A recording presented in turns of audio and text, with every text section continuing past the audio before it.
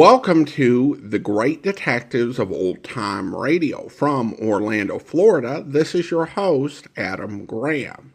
In a moment, we're going to bring you this week's episode of The Adventures of the Falcon. But first, I do want to encourage you, if you're enjoying the podcast, to please follow us using your favorite podcast software. Today's program is also brought to you in part by the financial support of our listeners. You can support the show on a one-time basis, support.greatdetectives.net, and you can also become one of our ongoing Patreon supporters for as little as $2 per month at patreon.greatdetectives.net.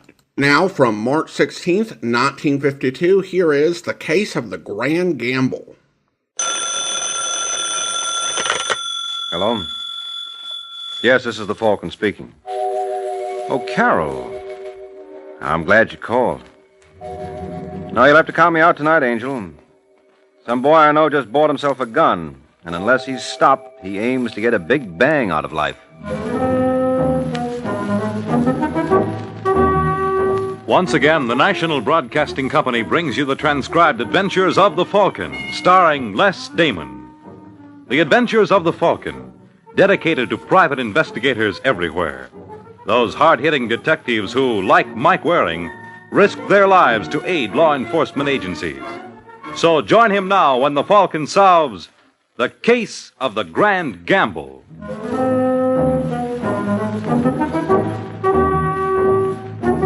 It is early morning in New York, the time of day generally reserved for slumber. But there's plenty of action at Dana's, a gambling spot on Manhattan's east side. All of which impresses the two gentlemen standing by the roulette wheel. Well, what do you say, Mr. Calvin? You seen enough? More than enough, Eli. How long's it been going on?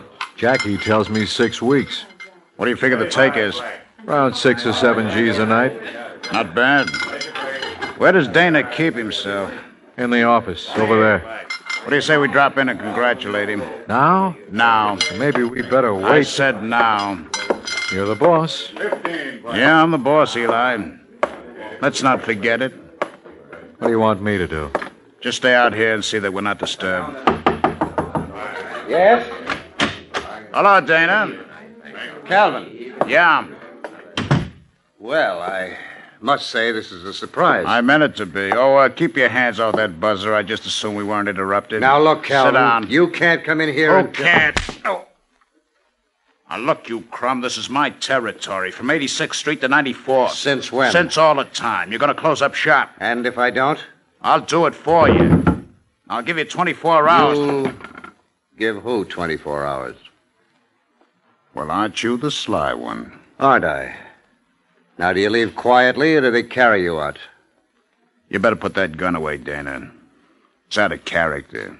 Is it? Yeah. You're not man enough to pull a trigger. Go on, I dare you. Well, what are you waiting for? You got a right to gun me? Shoot. You can tell him it was a heist. I'm warning you, Calvin. You're warning me. Give me that gun. Let me go. Come on, drop it. Oh! You shouldn't have tried to bluff me, fella. Because I really got a great hand. Come on, Dana, get up. You can't quit now. I got time for another couple of rounds. Oh!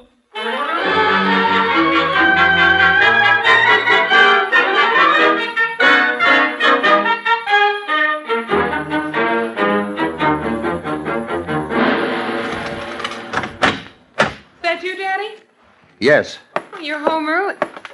Daddy. Daddy, what happened? Nothing. But look at I tell you it's nothing, Joan. Let me sit down. I'm going to call a doctor. You'll do nothing of the kind. Tomorrow. But your face... I had a little accident, that's all. I fell down at the club. Can't I get you anything? Just the phone book. Who do you want? I'll look it up for you. See if there's an Al Romero listed. Al Romero? Yes. Couldn't be the same one. Couldn't be what same one? The Al Romero I read about. The one who was tied up with Murder Incorporated. No, this is a different boy. You're not telling the truth. Okay, so it's the same one. And I got a job for him. You happy now? Oh, you don't mean that. Don't give odds, Joni. Daddy, what's come over you? I've seen the light. I just learned when you're in my racket, you can't use kid gloves. Vince Calvin was around to see me tonight. Calvin? Yeah. That's why I look this way. So from now on, I play his rules. You don't know what you're saying. Try to understand, Joan. I'm doing this for you. I want you to have the best of everything. But I don't want it that You way. don't get it any other way. Mr. Calvin taught me that. Now, give me that phone. No, I won't let you do it. You won't. Sorry, baby. You might as well learn the facts of life now. Information? I'd like the phone number of Al Romero.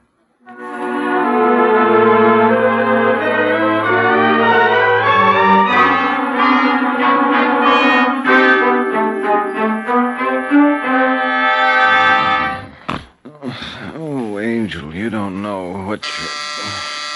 Oh, go away. Oh, for Pete's sake. Wait a minute. Where's my robe? I said, wait a minute. What's How the... are you, Mike, wearing? Well, it all depends. Depends. On the time of day. Before 7, I'm not myself. I know it's late, but I've got to see you. I'll come back in the morning. It's no good. Time is of the essence. I don't know what I'll do if you... Oh, now take it easy. But you don't understand. Well, I never will at this rate. Now, sit down. Thank you. I suppose I should introduce myself. I suppose you should. My name is Joan Andrews. Joan Andrews. Yes. If you say so. Don't you believe me? I never question a lady's word at 4 o'clock in the morning. But I wouldn't advise you to come back at 5 with that story. Why? Well, if you're Joan Andrews, how come the initials on your purse are J.D.? Oh, this belongs to a friend. Mm-hmm. All right, Angel, have it your I way. tell you, it's the truth. Well, let's hear the rest. Well, I'm engaged to a man named Vince Calvin. Vince Calvin? You? Do you know him? Yeah. So I won't offer my congratulations. Well, Vince has been threatened. How do you know? He told me. Now, go on. That's all there is to it. I want you to see nothing happens to him. Now, Angel, enough is enough. You can't expect me to buy that. I swear it's true. Does Calvin know you're here? No, and he mustn't find out. He thinks he can take care of himself. Well, from what I know of that gent, he can. But I can't afford to gamble. You've got to protect him. Why don't you go to the cops? Because I don't want any publicity. Vince would kill me if there was. And this is the man you're engaged to? I didn't mean it that way. Now, how did you mean it? Look, Mr. Waring, it all comes down to this. Either you want the case or you don't. I get $100 a day plus expenses. That's all right. I'll pay you in advance. Hey, you're really on the level about this, aren't you? Well, what did you think? Well, frankly, Joan, I don't know. Where can I reach you? Don't bother calling me. I'll call you. Okay. But keep in touch with the office. I hope for your sake there won't be any startling developments.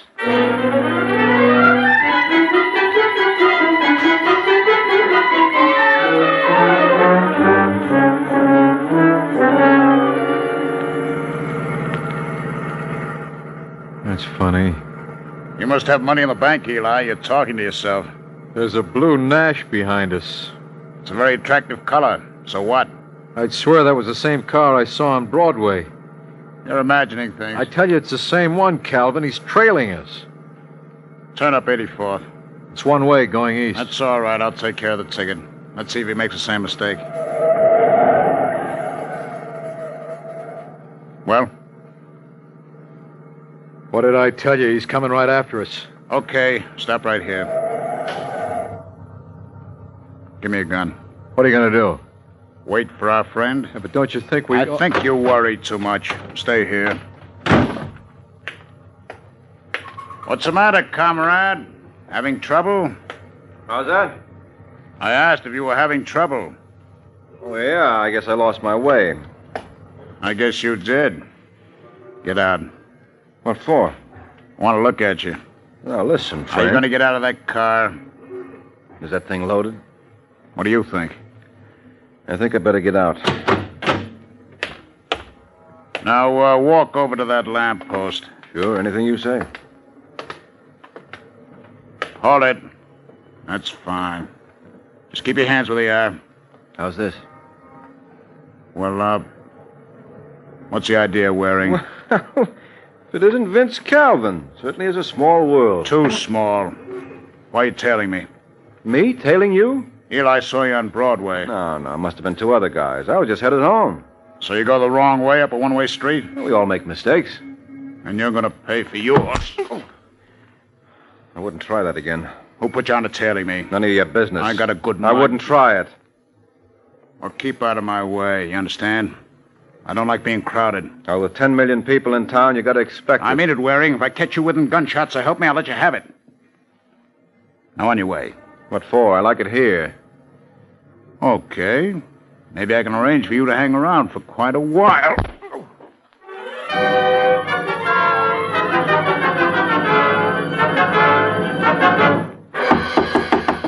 Come.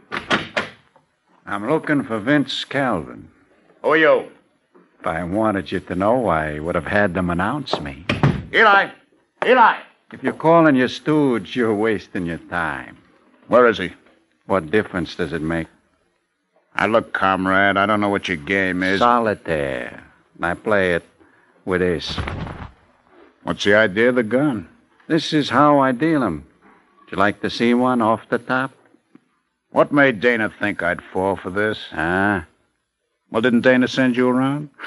You can't expect me to divulge the name of my client. That wouldn't be ethical. Now, look, Buster, you're not kidding me. I don't frighten easy. Mean to tell me you're not scared? Not a bit. Glad to hear that. There's one thing I admire. It's a guy with plenty of moxie. It's a pity to have to spill yours. Oh, a real pity.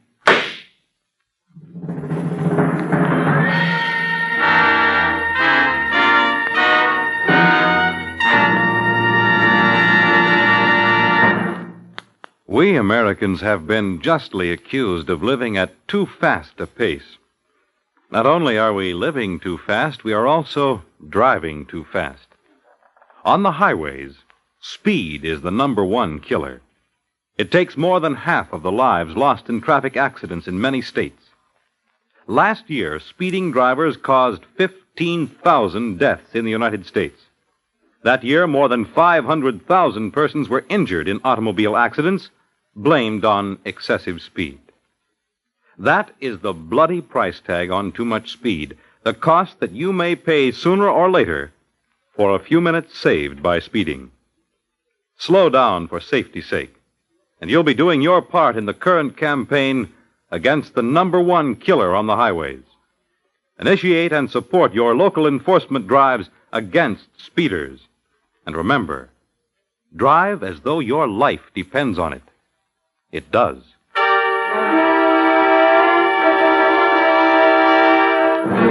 Now, back to the adventures of the Falcon.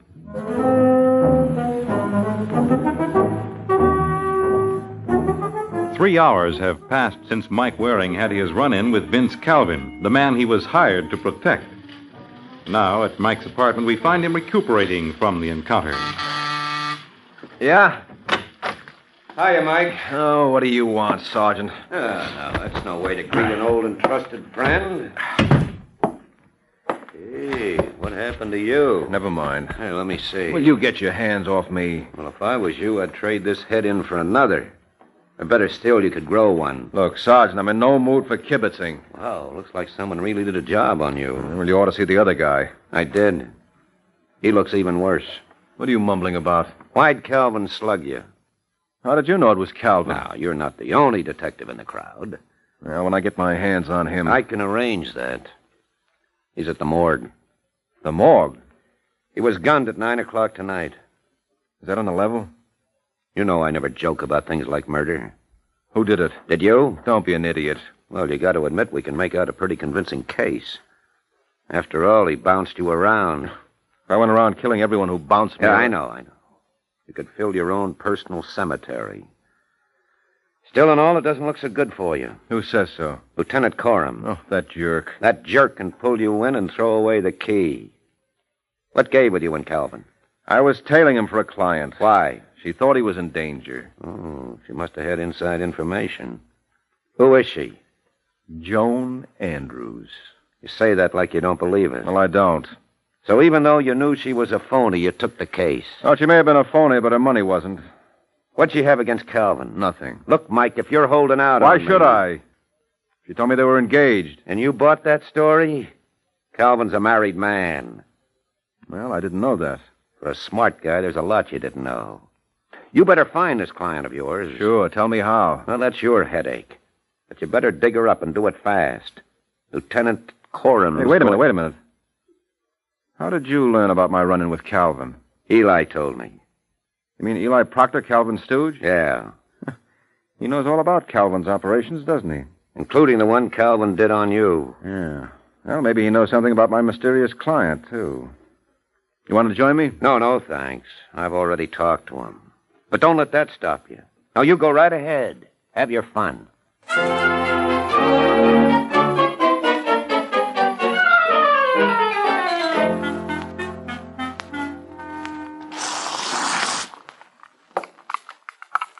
You sure you won't join me in a drink, Waring? Positive. You don't know what you're missing. Well, I'll take my chances, Eli. Why did you tell the cops Calvin slugged me? It was my duty, wasn't it? Oh, you're the kind of a guy who never forgets it. Not me. Well, let's see how good that memory is. Did Calvin have any enemies? Nary a soul. Just a big, lovable guy, huh? That was Vince. We're really going to miss him around here. Yeah, I'll bet. Who's going to handle the business now that he's gone? I don't know, but if his wife wants me, I'll be available. Well, that's big of you. Well, that's the sort of a guy I am. She'll be a lot easier to swindle than Vince was. You want to watch that mouth, fella? I'm sorry. You see, I washed it this morning. Can't seem to do a thing with it. Know a girl about 5'2", blue eyes, blonde hair, pretty? No, but I'd love to meet her. Me, too. How did she know that Calvin was in trouble? Maybe she was planning to knock him off. So she hired me to prevent it? You didn't do too good a job, did you? That was Calvin's fault. He never should have slugged me. If I were around, this might not have happened. Well, that's life for you. Or death. What does Mrs. Calvin look like?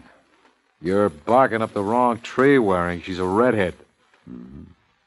Did he have any girls on the string? Nope. Come on, Eli, open up. Tell you, he didn't have any trouble with a dame.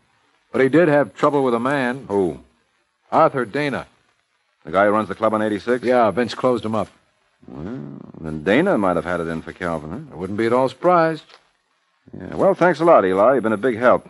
You're not leaving already. Yeah, but I'll be back. See what you can dream up in the meantime.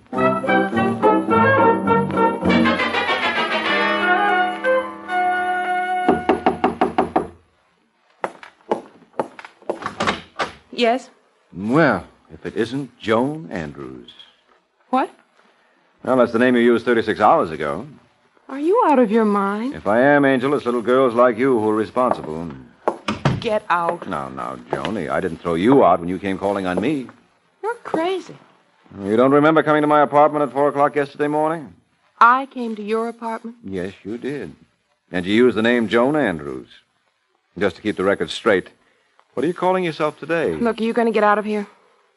Wait a minute, of course. You must be Dana's daughter. I was a sap not to have seen it before. Why did you hire me to protect Vince Calvin? Vince Calvin? I never even heard of the man. Well, your father did. Were you afraid he was going to kill Calvin? I don't know what you're talking about. Look, Angel, I rarely slug a woman, but in your case, I'll be glad to make an exception. Don't you dare. Where's your father? He's not here. Dana! Dana! I tell you, he's not here. He flew to the coast on business yesterday morning. What time? Caught the 4:30 plane. But Calvin was killed at 9. Well, that proves my father couldn't have done it. You're lying. If you don't believe me, check with Creighton Airlines. Thanks for the advice, Angel. That's one tip I intend to take.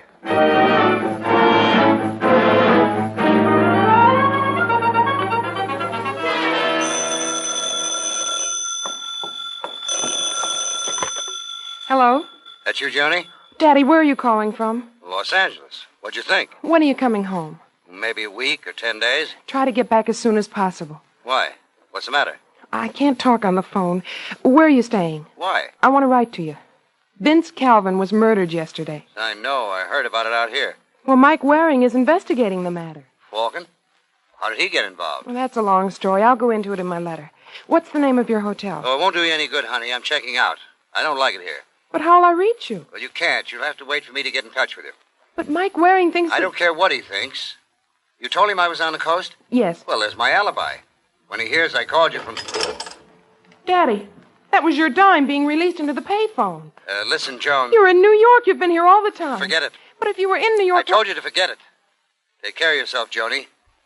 Don't worry about Mr. Waring. I'll take care of him.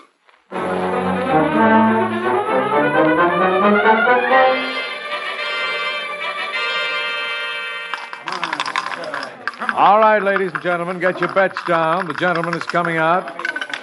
And 8's the point. I got 2 bits, says he's right, Eli. Go away, boy. You bother me. You busy? What does it look like? And the gentleman got himself a big 10. I would a word with you. Would you? Yeah, unless you want me to make a nuisance of myself out here. Jackie. Yeah? Take over the table. Right. I knew you'd see the light. Follow me. I did that once, and it didn't work out so well. Huh? The other night, wound up with a peach of a headache, remember? It was your own fault. Hey, this is quite a layout. I'm glad you like it. Yeah, you really moved in, haven't you? Come on, Waring. Get to the point. Well, I was wondering if you had any more leads. Leads? Yeah, for Calvin's murder. What about his missus? What about her? You think she might have knocked him off?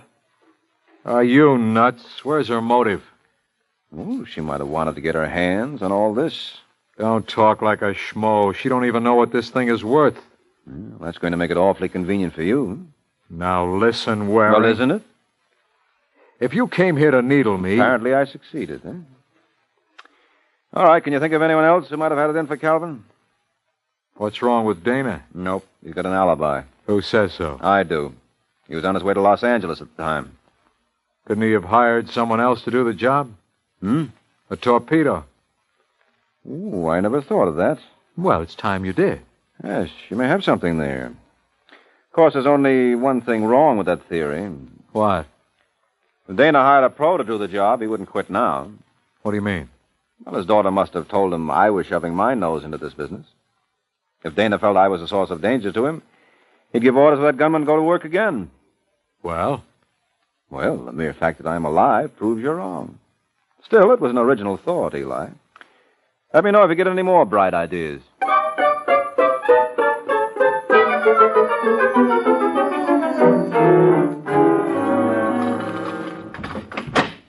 Come on in, Waring. What? Just keep your hands where they are. Who the devil are you? Me? I'm a nobody. Not with that gun in your mitt. That makes you a big man. Yeah, guess it does. Kick the door shut. I said kick it shut. Sure, anything you say. Now, park yourself on that sofa. Hey, don't I know you from someplace? I don't think so. Yeah, you must be the citizen who got Calvin. How did you figure that out? Oh, I'm real smart. Well, then maybe you can answer this. If I'm the guy who killed Calvin and you know it, what do you suppose is going to happen to you? Well, that's a very good question. Ain't it? I'll give you 2 minutes to dream up the answer.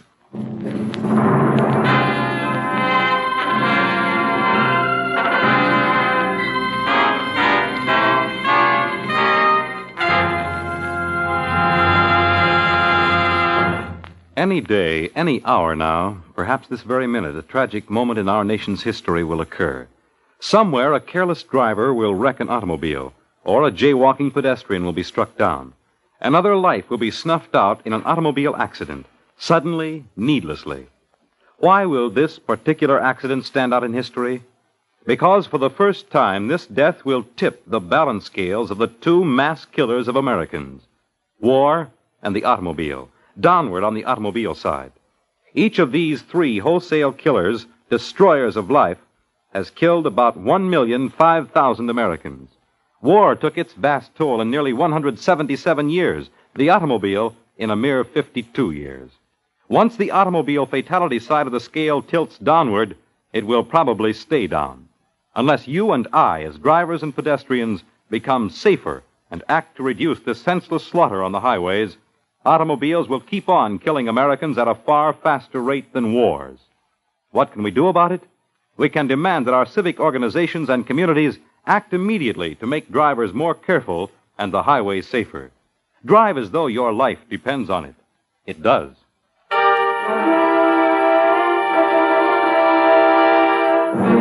Now back to the adventures of the Falcon. Just 90 seconds has passed since Mike Waring entered his apartment to find it occupied. Worse yet, The new tenant moved in with all the necessary hardware. Well, what do you say, Waring? You look like you've been thinking. You come up with the answer? What answer? What's going to happen to you? Oh, well, if I were judging solely by appearances, I'd say someone doesn't want me around. Smart boy. Would you mind telling me who you're working for? What difference does it make? Well, I'd hate to get sent to my grave without knowing who's responsible. That's the way it works out sometime. Was it Dana? Where do you want it? Do I have a choice? Sure, I ain't a bad guy. If you leave it to me, I'll put it right in the back of your head. That way you won't feel a thing. Thanks, loads. I mean it. I never had a complaint yet. I bet. Okay. On your feet. Well, what's the point? I'm only going to get knocked off him again.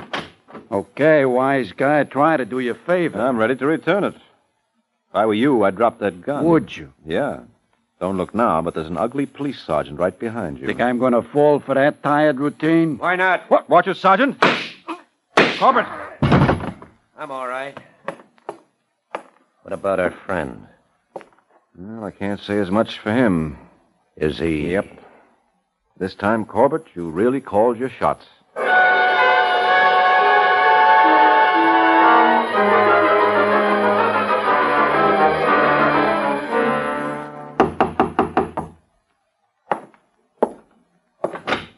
Hello, Eli. Waring. Yeah, I want you to meet a friend of mine. No, don't bother introducing us, Mike. We've met 6 years ago, wasn't it, Eli? When you and Calvin first started. You had a joint on West 8th Street. It was just a little... Let's not start reminiscing, huh? Oh, I'm sorry. I got carried away. Sit down. No, thanks. We won't be staying long. We just dropped by to thank you. What for? Well, if it hadn't been for you, we never would have cleaned up this mess. What are you mumbling about? We solved Calvin's murder. Swell. But I don't see Well, how... you were the one who advanced the theory that there might be a professional killer involved. And you were right. Did you find him? Yep. Waiting for me at my place. His name was Tony Abruzio. At least, that's how he's been identified at the morgue. The morgue. Well, it was either him or Waring, and like a fool, I made the wrong choice. I doubt it. I think you were aiming for me, but you're such a rotten shot. Look, if you guys got nothing better to do... Oh, we have, Eli. You see, before Tony died, he named you as the party who hired him. You're lying. We even found your check on his body. You couldn't. I paid him... Cash? All right, Sergeant, what are you waiting for? Make out like a cop and do your duty.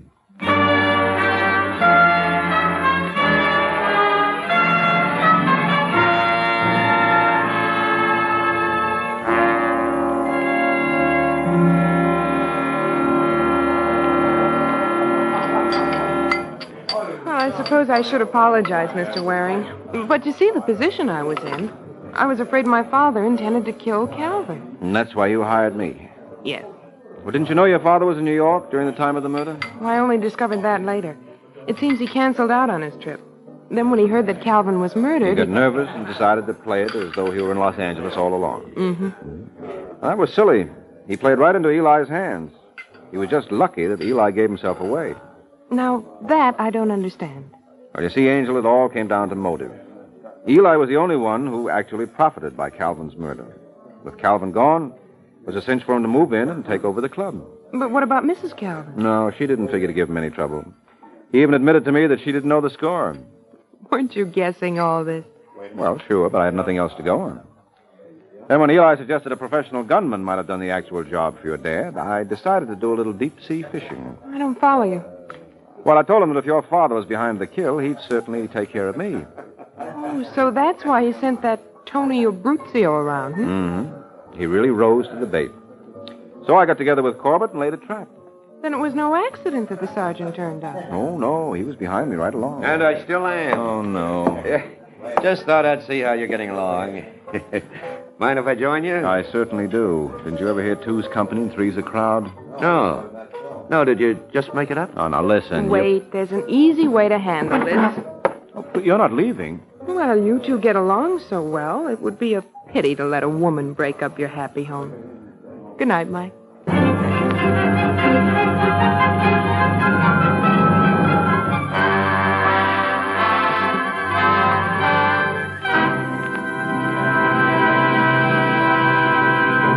The Case of the Murdering Misses. The Case of the Murdering Misses, That's the title of next week's adventure of the Falcon, when Mike Waring learns that when money is your target in life, you give people something to shoot at. The Adventures of the Falcon are based on the famous character created by Drexel Drake, produced and transcribed by Bernard L. Schubert, written today by Eugene Wang, and directed by Richard Lewis. Les Damon was starred as the Falcon with Chuck Webster as Sergeant Corbett. This program came from New York. Fred Collins speaking.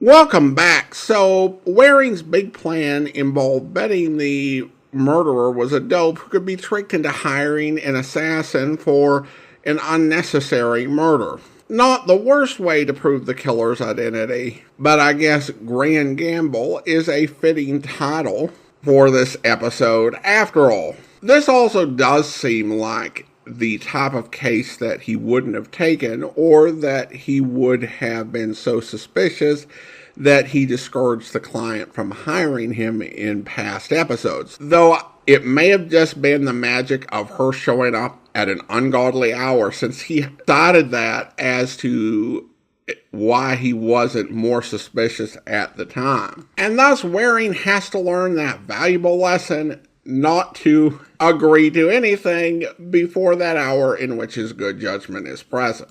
On the positive side, another great Ralph Bell appearance. And I don't know that I've ever heard him given anything that required some great dramatic depth, but he is so fun to listen to as a heavy, and the Falcon radio series employs him for that purpose a lot. Well, now it's time to thank our Patreon supporter of the day, and I want to go ahead and thank Harold. Harold's been one of our Patreon supporters since September 2017, currently supporting the podcast at the Master Detective level of $15 or more per month. Thank you so much for your support, Harold. And that will actually do it for today. If you're enjoying the podcast, please follow us using your favorite podcast software. And please rate and review the podcast wherever you download it from. We'll be back next Monday with another adventure with the Falcon, but join us back here tomorrow for Matthew Slade, where... Your accent sounds German. You been in the States long? Long enough. Uh-huh. Where are you headed? No place in particular. By the way, my name's Matt Slade. Erica Lynn. I seem to remember that name. You should. We met before? Oh, no, Mr. Slade. We've never met. It's funny. I could swear I've... Oh, yes, now I remember. It was Kyle Lynn's. And you're... His widow. I turned to look at her. I found myself staring down the muzzle of a German Luger. I hope you'll be with us then. In the meantime, send your comments to box13@greatdetectives.net. Follow us on Twitter at Radio Detectives, and check us out on Instagram, instagram.com/greatdetectives. From Orlando, Florida, this is your host, Adam Graham, signing off.